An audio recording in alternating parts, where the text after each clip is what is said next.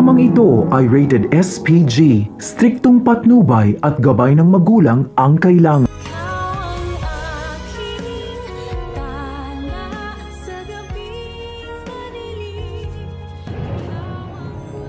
Mga kaibigan, sa painit nga ng mga eksena sa abot kamay na pangarap na kung saan nga tila nagkaroon nga ng napakalaking problema ni Dr. Carlos dahil nga sa pagkakasangkot nito sa kaso nga ni Moira, lalo pa nga't may kinalaman din ito kung bakit itong si Don Pepe ay napahamak. Kaya naman mga kaibigan, sa pagkakataong ito upang maproteksyonan ni Carlos maging ang kanyang anak na si Zoe ay minabuti nitong tulungan nga si Moira sa pamamagitan nga ng pagbibigay ng abogado.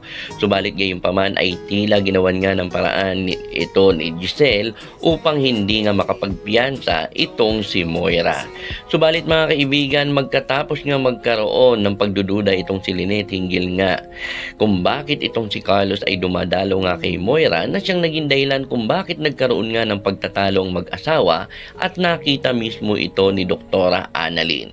Subalit mga kaibigan, ang pinakamatinding hindi inaasahan ni Carlos ay ang magiging bangungot niya mula sa nakaraan na ang inaakala natin ay tuluyan na itong nawala ay muling magbabalik nga, at dito nga ay isang tawag ang natanggap nga ni Dr. Carlos at hindi siya makapaniwala na ang kanyang nakausap sa kabilang linya ay walang iba kundi ang kanyang asawa, at ang asawang ito ay muling magbabalik sa kanyang mundo na kung saan nga ito ang ikinagugulat ni Dr. Carlos dahil nga sa kasalukuyan ay asawa nga nito si Lynette.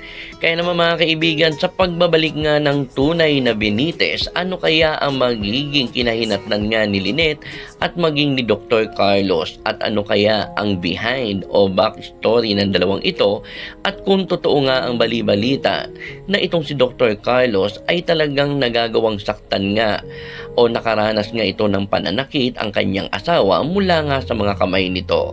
Kaya naman mga kaibigan, ating abangan nga ang panibagong karakter at walang iba kundi ang asawa nga ni Dr. Carlos, at dito natin malalaman kung bakit may mga pagkakataon na nagalit nga itong si Harry sa kanyang amang si Carlos, at may kinalaman nga kaya ito sa nakaraan lalong-lalo na sa kanyang asawa kung bakit gayon na lamang itong kay Lynette ay tila nananakit nga ng babae ito marahil ay nakaranas din ito sa mga kamay ni Dr. Carlos.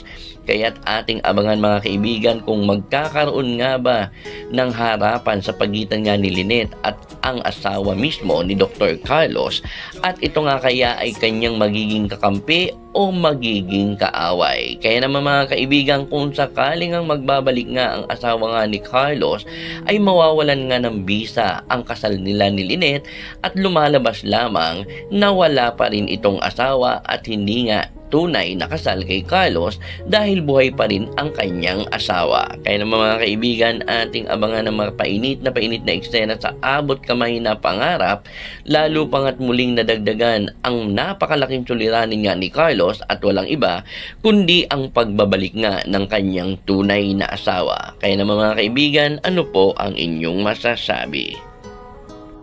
Comment na po at huwag kalimutang mag-subscribe, i-click ang notification bell upang lagi kayong ma-update sa mga susunod pang videos dito lamang sa Taylor Rich TV.